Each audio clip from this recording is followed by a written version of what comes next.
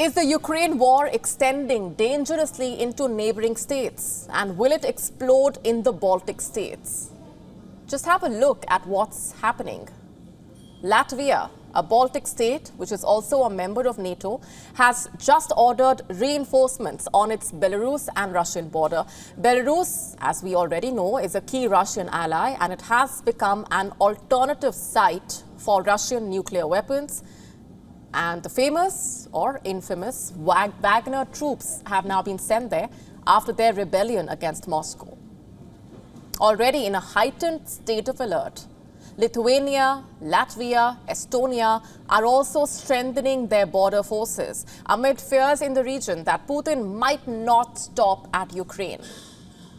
And tonight on Gravitas, we zoom into Latvia, Estonia and Lithuania and tell you why tensions are rising in the suddenly dangerous Baltics. All three Baltic states, by the way, won their independence from Russia after the crash of the Soviet Union.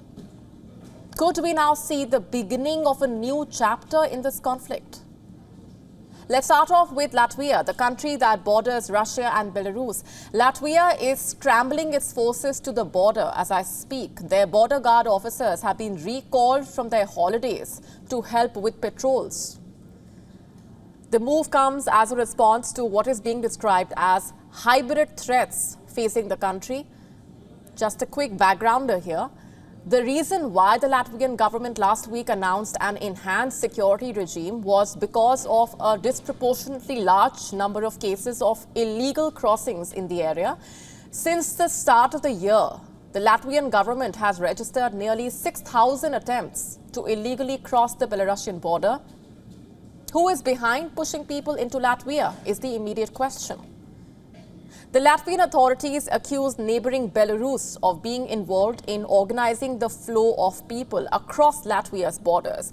Many of these say they are asylum seekers and refugees. But then, who can be certain of anything in the confusion of war? And due to these hybrid threats, the Latvian armed forces and police have also been summoned to border duties. In fact, its defense minister has ordered the army to deploy additional forces to the border. Latvia shares a border of about 172 kilometers or 106 miles with Belarus.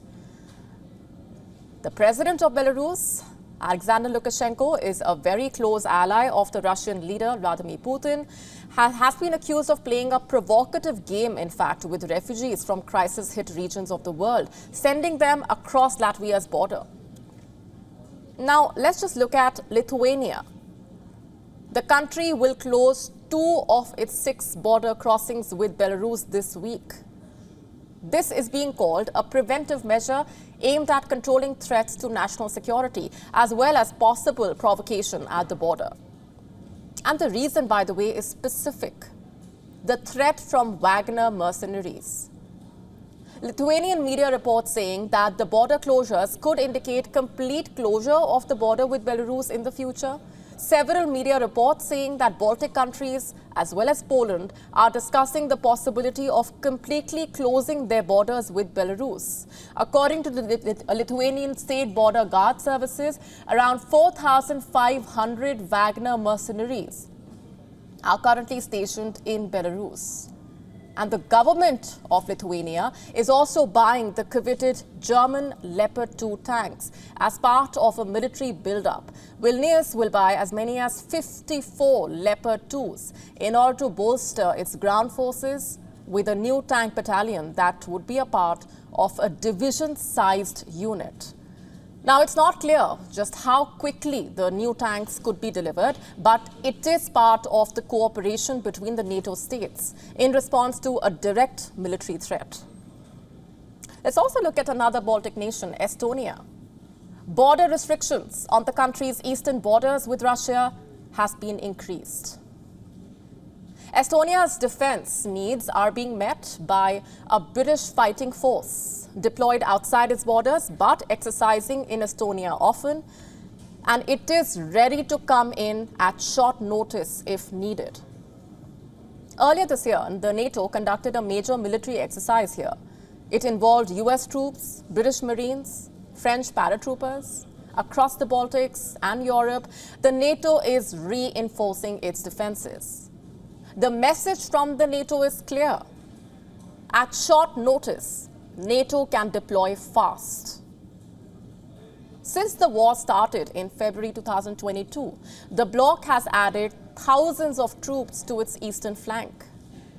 The US-led military alliance is also scaling up the deployments to the Baltic countries.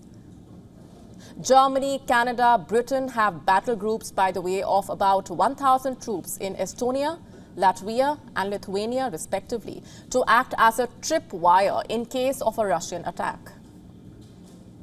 The reinforcements have been ramped up. On the other side of the confrontation, the Wagner Group has also started training Belarusian soldiers. Lukashenko believes his troops have a lot to learn from these Russian mercenaries. Last month, NATO adopted a new anti-Russia defense plan. This new defense plan has a special focus on Baltic nations. In what is being described as the most comprehensive defense plan since the end of the Cold War, NATO plans to enhance its deterrence measures. It will send additional forces to the Baltics and Eastern Europe. Battle groups comprising 1,000 soldiers are to support the national armies of the Baltic states and Poland. The UK will be responsible for Estonia, Canada for Latvia. Germany will also send a brigade of 4,000 soldiers to Lithuania, while America will be responsible for Poland. And according to an annual report published by Estonian Foreign Intelligence Service in February, Russia would consider Baltic states to be the most vulnerable part of NATO. They see the region, in fact, as a focal point of military pressure for Moscow in the eventuality of a NATO-Russia conflict. So in addition to boosting its border security, Latvia and Estonia are also planning to jointly procure Germany's Iris-T air defense system. The medium-range missile systems will, they say, bolster their capabilities.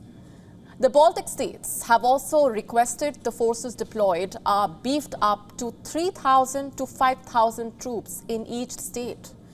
They have also requested extra air defenses and asked that warplanes that patrol their airspace become a fighting force. Estonia and Latvia will also provide their respective air bases to receive and host allied fighters, command planes and surveillance aircraft. A resurgent NATO is set to tighten its grip on the Baltic Sea. And the aim here is simple: complicating a vital transit route for Vladimir Putin's navy in Russia's backyard. After all, the Russian enclave of Kaliningrad, sandwiched between Lithuania and Poland, is home to Russia's Baltic fleet. The armed forces of all sides are battle-ready. Nerves are tense, to say the least. A single accident can create a conflagration that is the last thing that the region and the world needs right now. WION now available in your country. Download the app now. Get all the updates on the move.